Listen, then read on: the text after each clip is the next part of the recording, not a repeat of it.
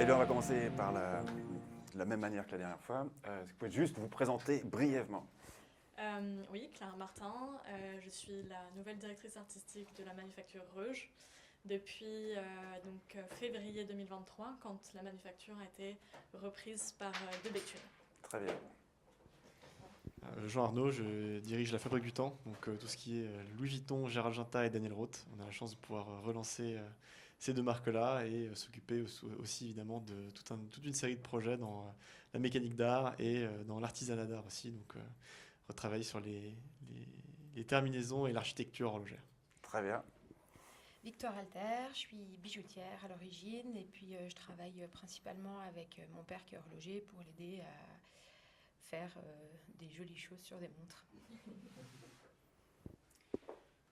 Bonjour à tous, Arthur Delattre, donc ancien élève de la formation Mécarte de l'édition 2021.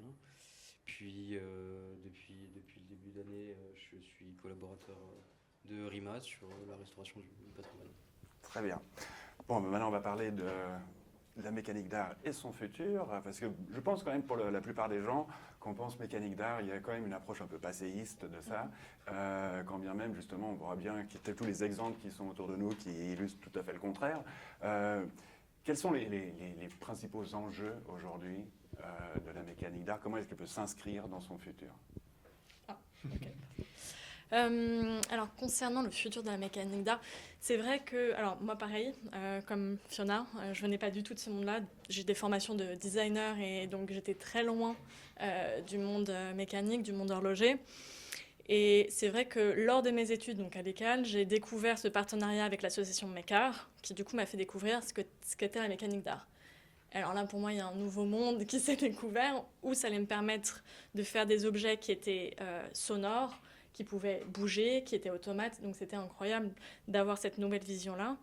Et c'est vrai que quand on voit des personnes qui arrivent dans ce monde-là, il y a de temps en temps des a priori sur le fait que ça peut être vieillot, d'autant plus sur les boîtes à musique, où voilà, il y a ce côté un petit peu vieillot, ce côté très émotionnel, très émotif, parce que c'est des choses qu'on avait beaucoup, ce côté de magie, mais plutôt avec un regard d'enfant, plutôt dans notre enfance, et qu'on a un peu perdu en devenant adulte. Et donc c'est vraiment le souhait de ramener cette magie-là, ramener de l'émotion dans le quotidien à travers ces pièces de mécanique qui en soi peuvent avoir finalement une esthétique très contemporaine, mine de rien, et c'est ce qu'on met en place aujourd'hui. Voilà.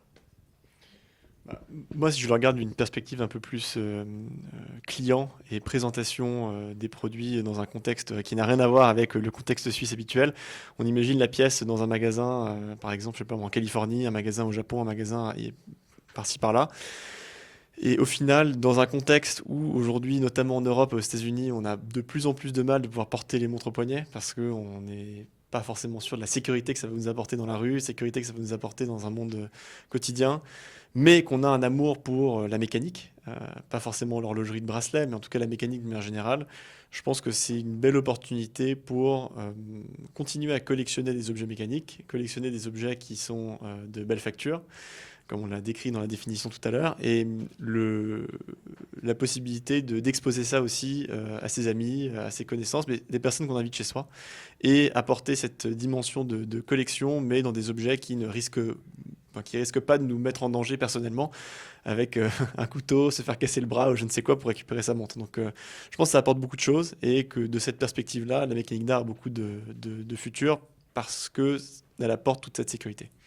Et qu'est-ce que ça implique au niveau quelque part de l'éducation du coup de cette nouvelle clientèle, pas forcément sur les enjeux sécuritaires, mais justement sur ce qu'est la mécanique d'art et son appréciation et encore une fois sa compréhension. Alors moi je découvre le sujet petit à petit, c'est-à-dire que je suis pas du tout expert dans le domaine, mais de ce que je comprends, la mécanique d'art apporte son même niveau de complication que dans l'horlogerie traditionnelle. Donc on a la mécanique d'art version 3 aiguilles, j'ai envie de dire, et la mécanique d'art version équation du temps, quantième perpétuel et autres.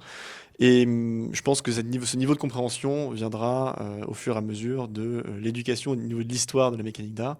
Donc c'est pas un métier qui existe depuis hier, c'est pas quelque chose qui a été complètement créé de toutes pièces, mais qui peut avoir encore, dans lequel il peut y avoir encore énormément d'innovation. et où les clients peuvent se renseigner sur l'historique, pourquoi est-ce que cette mécanique d'art commence à exister, réexiste aujourd'hui, et comment on peut innover avec des nouvelles complications et des nouveaux mouvements finalement. Très bien. On va passer de ce côté-là, encore une fois sur les enjeux par rapport au futur. Pour moi, un des gros enjeux de la mécanique d'art aujourd'hui, c'est de la faire redécouvrir au public. Parce qu'en fait, partager nos métiers et les synergies qu'il existe entre nos métiers, c'est inciter des personnes à s'intéresser à ça, à peut-être en faire leur métier. Donc ça permet de former une relève et ça incite aussi des personnes à voir au-delà de ce qui a déjà été fait pour amener de la créativité. Et aussi évidemment des personnes d'avoir envie de les collectionner, d'en profiter, d'en faire profiter leurs proches, d'en parler. Et en fait, pour moi, l'avenir de la mécanique d'art, elle passe vraiment par le partage et la redécouverte de cet univers. L'avenir de la mécanique d'art, je vais avoir du mal à me projeter là-dedans. Moi, c'est tout nouveau aussi, ça fait quelques années. Et pour ma part, moi, ce que j'ai envie, c'est de pouvoir participer à cette, entre guillemets, cette aventure, parce que c'est des choses qui sont complètement nouveaux pour moi et pour mon domaine de formation usinage. Donc, on est vraiment sur un domaine de niche. Et moi, ce que j'ai eu envie, en fait, c'est de faire partager toute cette émotion et cette sensibilité que m'ont apporté pour la première fois la découverte de boîtes à musique, d'automates, d'horlogerie, parce que j'ai jamais vraiment été dans ce milieu-là. L'horlogerie n'a jamais été ma tasse de thé. Je suis tombé sur des artisans qui étaient passionnants, et je pense que la meilleure façon de pouvoir le faire vivre, c'est en fait, c'est de l'incarner et de pouvoir le transmettre de cette même façon, d'y apporter aussi sa pierre et de pouvoir, à travers justement la formation Mécart, qui a été pour moi la première pierre et dans laquelle j'aurais aussi envie de participer pour pouvoir relancer aussi cette petite... ce métier de niche qui demande à être redécouvert, qui demande à être mis sur le devant de la scène, qui demande aussi à être compris, tout simplement. Et quand on parle de futur, si on veut inscrire ça justement dans le futur, on parle forcément de main-d'œuvre et de gens qualifiés pour pouvoir la pratiquer. Est-ce que vous ressentez justement qu'il y a plus d'engouement aujourd'hui de la part des jeunes de vouloir s'inscrire dans ce type de formation? Question ouverte. Vas-y, Victor. On sent qu'il y a un nouvel intérêt, mais je pense que ça passe aussi par le fait qu'on parle plus de mécanique d'art et qu'il y a de plus en plus de personnes qui s'y intéressent. Il y a de plus en plus de maisons aussi qui sont connues et qui ont un impact sur le grand public, de partager ce qui se fait dans les ateliers de mécanique d'art. Et ça crée un peu un engouement, mais encore pas assez pour sauvegarder nos métiers. Donc il faut qu'on continue nos efforts là-dedans. C'est vrai que la formation, depuis qu'on l'a lancée en 2017 ou 2018, fonctionne bien et quasiment complète à chaque session.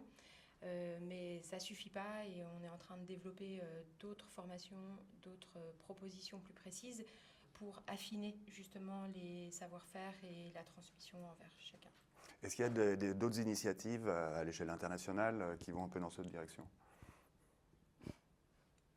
Pas que je sache. Je ne sais pas si vous avez... Non, mais en tout cas, pour les initiatives horlogères, de manière générale, et sur l'horlogerie indépendante, je pense que c'est un mélange, j'ai envie de dire, entre l'horlogerie indépendante et la mécanique d'art, qui fait qu'aujourd'hui, les collectionneurs sont intéressés par ce milieu-là, et a fortiori, ça va pousser énormément d'artisans pour pouvoir se lancer dans ce domaine-là.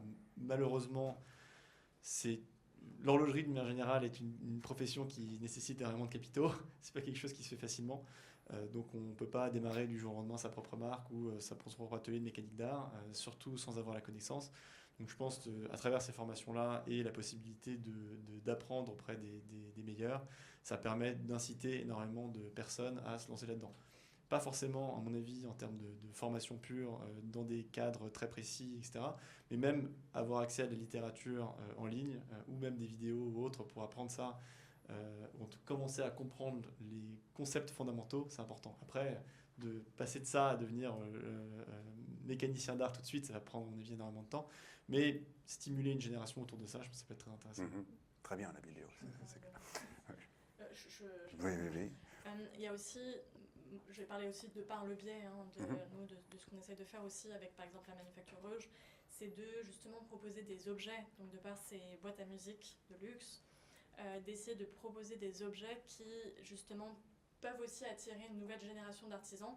Donc il y a beaucoup de jeunes, nous, qui viennent maintenant, qu'on a embauchés et qui viennent travailler avec nous en tant que prototypistes, par exemple, qui ont des formations d'horloger, mais qui du coup ont cette vision un peu plus grosse que l'échelle d'une montre et qui du coup a aussi un tout petit peu plus, voilà, une vision très différente, mais qui les intéresse aussi. Donc c'est vrai qu'il y a ce fait de, c'est comme ça que je vois les choses, voilà mon point de vue, c'est qu'il y a aussi le fait de refaire des produits qui n'ont pas cette vision peut-être un petit peu ancienne, comme ce qu'on pouvait dire et ce qu'on pouvait voir avant, mais du coup d'essayer de proposer de nouveaux objets qui peuvent aussi attirer les artisans de demain. Voilà, c'est aussi ça l'objectif du futur de la mécanique d'art, c'est qu'il y a les acteurs et il y a les personnes qui travaillent, qui ont les mains dedans et qui font. Et ça, il faut aussi les séduire, il faut leur proposer des choses qui les intéressent, parce que sinon, sans eux, on ne fait pas grand-chose. Très. Alors, et maintenant, alors, je suis vraiment désolé d'être très terre à terre, on va dire, voire vous allez critiquable et mercantile, mais quelque chose qui explique un peu le succès de l'horlogerie, c'est quand même, on adore tous la dimension émotionnelle qu'elle peut procurer, surtout sur certaines pièces, mais il y a quand même un facteur économique qui rentre en ligne, avec non seulement de temps en temps quand même la possibilité de revendre les objets, de conserver un côté patrimonial, pas simplement symbolique, mais qui permettent d'être juste rassurés aussi dans la manière de faire une acquisition comme celle-ci. Qu'en est-il sur la mécanique d'art? C'est assez marrant parce que j'ai un autre point de vue là-dessus. Pour moi, c'est plus dans la transmission sur l'objet de mécanique d'art. C'est plus la transmission peut-être générationnelle, je vois plus ça comme ça, avec par exemple pareil, boîte à musique, automate. Ce sont des objets qui font partie d'un univers ou du coup de souvenirs ou d'une partie de notre vie qui peut être transmise de génération en génération. Après, moi je suis toute jeune aussi dans ce monde-là, donc j'ai pas eu encore affaire à ce genre de vente ou pas. Là, on essaye d'expandre plutôt que de revendre pour le moment, mais donc du coup, moi je vois plus dans le lien générationnel. Après, sinon je pense que c'est plus Je suis le mercantile de la salle. Personnellement, je trouve que même l'intérêt pour l'horlogerie ne fait que grandir à partir du moment où l'horlogerie devient un investissement. C'est la même chose avec l'art, c'est la même chose avec l'automobile. Pourquoi Ferrari a cette aura autour de la marque? C'est parce que la plupart de ces modèles valent plus cher sur le second marché que sur le premier marché. C'est la même chose pour l'horlogerie et je pense que ça devrait être la même chose pour la mécanique d'art, même si énormément de gens critiquent cette valeur d'investissement et en se disant oh là là, on attire les mauvaises personnes, on attire des spéculateurs, on attire ci, on attire ça. Moi, personnellement, je trouve ça extrêmement bien pour l'industrie parce que ça apporte énormément d'intérêt. Évidemment, dans les 100 clients qui peuvent venir pour acheter le même produit, il y aura 95 clients qui seront, 95 clients qui seront pas là pour les bonnes raisons. Et c'est aux créateurs de essayer de bien naviguer cette situation pour choisir un parmi les 5 qui pourrait garder ce produit-là et ne pas le revendre. Mais dans les 5 derniers, chacun d'entre eux pense à la valeur de revente, même s'ils n'ont jamais l'intention de la revendre. Toutes les montres que j'ai achetées personnellement, j'en ai pour l'instant jamais vendu, mais à chaque fois, j'ai réfléchi à la valeur de revente en me disant je vais dépenser X milliers de francs dans une montre, c'est pas pour demain qu'elle perd dans la moitié de sa valeur, même si je l'adore, je la trouve fantastique et qu'elle est magnifique. Tout de suite, perdre la moitié de la valeur dans un objet, ça a une sensation quand même particulièrement désagréable. Et je pense que la mécanique d'art vaut pour ça aussi, et surtout pour des valeurs qui sont quand même relativement stratosphérique. Oui, c'est ça, on parle quand même tout de suite d'objets qui... Exactement. Le prix d'entrée, il est quand même généralement assez élevé. Ouais. Le prix d'entrée est très élevé et donc la valeur de revente pour moi est extrêmement importante, surtout dans la perspective où très peu d'objets sont produits de manière générale. Donc un peu comme un tableau, un peu comme la représentation d'un artiste. Si on voit un nouvel artiste qui arrive et qui est représenté par les bonnes galeries ou autres, la valeur de revente de cet artiste va beaucoup dépendre du nombre de tableaux qu'il ou elle va produire dans les 5 prochaines années. Si par exemple cette personne-là sort 4000 tableaux par an, comme Damien Hirst ou autre, avec un nom comme Damien Hirst ça marche très bien, Oui. mais avec un nom beaucoup moins connu et qui démarre, tout de suite la valeur de revente va être beaucoup moins importante parce qu'il faut sortir les 4000 tableaux, il faut les vendre. Par contre, si ces 4000 deviennent 40, là la valeur de revente est beaucoup plus intéressante. Donc je pense qu'il y a un jeu à faire aussi avec ça qui est nécessaire pour la création d'une marque et pas forcément, qui ne doit pas être vu de manière négative parce que c'est important aussi pour préserver le savoir-faire, faire en sorte qu'il y ait plus de monde qui s'intéresse à cette industrie-là parce qu'il y a cette valeur de revente qui est présente. Et du coup, ça passe par quels outils, justement, pour atteindre cet objectif? Moi, j'ai toujours eu un seul credo là-dessus, c'est la qualité du produit, la qualité du produit, la qualité du produit, point à la ligne. C'est-à-dire qu'évidemment, on a toujours les accès de communication et autres, mais la qualité du produit, c'est ce qui est le plus important. Être capable de faire, dans l'occurrence, dans le cas de la mécanique d'art, un mouvement fluide, quelque chose de quasiment humain, comme ce qu'on décrivait tout à l'heure, et être capable de faire un produit qui est irréplicable, en fait. Mhm.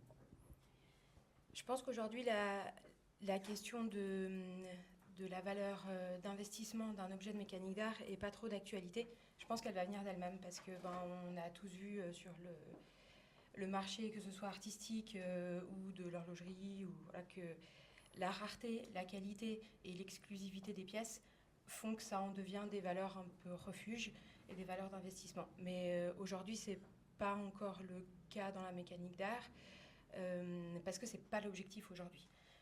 Aujourd'hui, l'objectif, c'est vraiment de partager, de faire découvrir et de montrer que les objets de mécanique d'art, on les fait pour le travail de quelque chose de bien fait, pour le beau, pour les synergies entre les métiers artistiques et techniques, et aussi pour partager. Quand on achète une montre, on l'achète souvent pour nous. On ne peut pas mettre 30 personnes devant une montre en leur disant « Regardez comme c'est magnifique ». Ben non, il faut la faire passer, voilà. Un objet de mécanique d'art, c'est comme un tableau artistique, c'est comme vraiment un objet artistique. On peut le partager avec les personnes qui nous sont proches, et en fait, on peut procurer aux gens qui nous sont proches, en leur montrant cet objet, la même émotion que nous, on a eue à l'origine quand on l'a vu. Et je pense que c'est ça qui motive déjà la créativité dans la mécanique d'art et qui motive aussi l'acquisition. Et voilà, après, les choses s'enchaîneront comme elles doivent s'enchaîner, mais l'objectif premier, c'est ça. Si je peux rajouter quelque chose, c'est peut-être... ce sera difficile pour l'instant de spéculer sur une valeur de la mécanique d'art. Il faut qu'elle prenne place par elle-même. Et en même temps, il faut laisser la place aux artisans, aux plus petits qui se lancent depuis quelques années dans la mécanique d'art. Et il faut leur laisser la place pour pouvoir s'exprimer sur ce qu'ils ressentent de la mécanique d'art, à quoi ça leur fait penser et quelles sont les émotions qu'ils ont envie de mettre derrière. Une industrie à côté n'aura pas la même valeur parce que elle veut produire en masse pour voilà, c'est l'optimisation, c'est toujours plus à moindre coût et essayer d'avoir une marge, alors qu'un artisan va y passer beaucoup plus de temps, c'est lui qui va faire une grande partie de toutes ses pièces, il va mettre une partie de son âme et cette partie d'âme n'a pas, enfin pour l'instant n'a pas encore une valeur où c'est difficile de spéculer ou de délimiter un peu cette valeur. C'est très difficile, donc alors elle prend sa place petit à petit. Il faut lui laisser sa place. Aujourd'hui, il y a des partenariats et je pense qu'on en parlera plus tard avec le présent. Mais il faut qu'elle prenne place en laissant la place à l'artisan de se développer, de laisser cette part de créativité, parce que c'est comme ça qu'on va pouvoir la conserver au fil des prochaines décennies qui correspondent à l'avenir. Très bien, on va revenir un peu plus sur un terrain de production et mode de production. En quoi, justement, aujourd'hui, l'évolution des matériaux, des machines contribue à, justement, peut-être sur l'élément créatif, qu'est-ce que ça peut apporter, en fait, au niveau de la mécanique d'art? Je n'ai pas bien compris la question. C'est en quoi les nouvelles machines vont te permettre de faire peut-être mieux ou différemment, ou qu'est-ce que ça peut apporter, même au niveau simplement de la créativité appliquée à la mécanique d'art? Ça peut permettre une certaine facilité d'exécution. enfin parce qu'on a les machines aujourd'hui qui permettent de faire en 2 plans, en 3 plans, d'utiliser des machines. Aujourd'hui, on a l'impression 3D en métal qui nous permettent aussi d'explorer de nouvelles possibilités qui n'étaient pas possibles il y a 200-300 ans, ou même il y a 50 ans. Hein. Mais donc c'est important de pouvoir les intégrer dans la mécanique d'art, et ça ouvre aussi des possibilités à la création. Donc pour moi, là-dessus, c'est intéressant. Victoire? Moi, je pense que la mécanique d'art, c'est aussi un domaine qui, peu importe la période à laquelle elle a créé des objets, a utilisé les technologies modernes.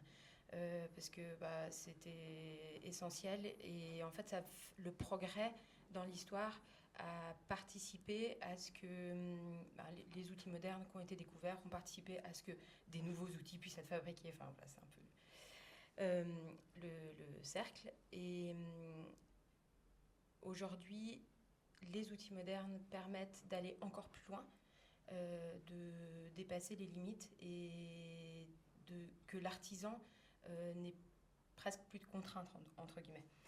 La seule contrainte de l'artiste et de l'artisan, c'est son imagination. Aujourd'hui, on a des machines modernes qui sont incroyables. On peut en effet intégrer des choses extrêmement modernes. On peut donner une autre visibilité et une autre vision de la mécanique d'art. Et ça participe à la moderniser et puis à la rendre aussi plus attrayante et peut-être de motiver des gens à s'y intéresser. Très bien.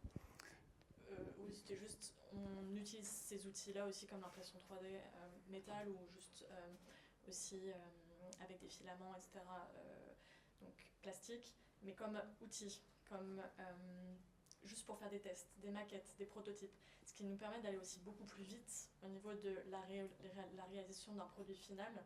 C'est qu'on peut maqueter tout ça par différentes étapes, mais ne pas utiliser directement le matériau final qui sera utilisé, mais plus de comprendre les volumes, les potentiels mouvements ou des outils de posage. Donc voilà, donc c'est là aussi les nouvelles techniques, ça peut nous aider, c'est parce que la nouvelle technologie, elle va vite quand même. Donc pour pouvoir avoir ce travail manuel à la fin qui donne cette qualité et la qualité du produit, on peut passer par ces outils-là pour nous aider à aller vers l'excellence par après. Bon, voilà. Très bien. Est-ce que vous avez des questions? Oui, juste une par rapport à l'importance de la direction artistique pour ce genre d'objet. Parce que finalement, c'est la mécanique d'art. Est-ce qu'on laisse faire les mécaniciens ou on va un peu plus loin pour se rapprocher de l'art? Au niveau de la direction artistique, alors il faut avoir une petite connaissance quand même technique pour comprendre là où on met les pieds et ce qu'on veut faire in fine et l'émotion qu'on veut créer de par le mouvement, la mélodie et autres, et visuellement. Néanmoins, on n'est pas obligé de comprendre tous les mécanismes pour pouvoir faire. Donc si vous voulez, il faut avoir quelques bases pour pouvoir se dire « Ah ok, si et ça, est-ce qu'on ne pourrait pas les transformer d'une autre manière pour que ça puisse rendre ça ?» Il y a le fait de ne pas être technicien, de mon point de vue, qui permet de justement avoir une plus grande liberté d'expression et une plus grande... de ne pas être restreint au niveau des idées. Et c'est là où c'est intéressant justement de travailler avec des personnes qui connaissent la matière et qui ont ces savoir-faire-là, parce que c'est là où on vient parfois faire des frictions au niveau des idées pour... Là, la personne, le technicien peut dire non, c'est pas faisable ou oui, c'est faisable. Et c'est plus dans la facilité de création et dans le développement de nouvelles idées, quoi. Je sais pas si j'ai bien répondu à votre question. Moi, de mon point de vue, évidemment, avec un prisme un peu plus accentué sur la marque à part entière, je pense que avoir un directeur artistique qui donne une impulsion sans connaître quoi que ce soit de la technique peut permettre d'innover dans ce domaine-là. Donc typiquement, on peut avoir ensuite des nouveaux mécanismes ou même des nouvelles techniques qui n'ont pas forcément été utilisées à cette application-là, qui peuvent émaner à la suite de design complètement farfelus qui au final ne se prêteraient pas du tout à un mécanisme horloger à la base. Et finalement, de fil en aiguille, après quelques années de recherche, on trouve des nouvelles techniques et autres qui peuvent nous faire arriver à ce niveau-là. Donc je pense qu'il y a quelque chose à étudier aussi avec un directeur artistique qui n'y connaît rien à l'horlogerie pour ensuite avoir des nouvelles perspectives dans le domaine technique.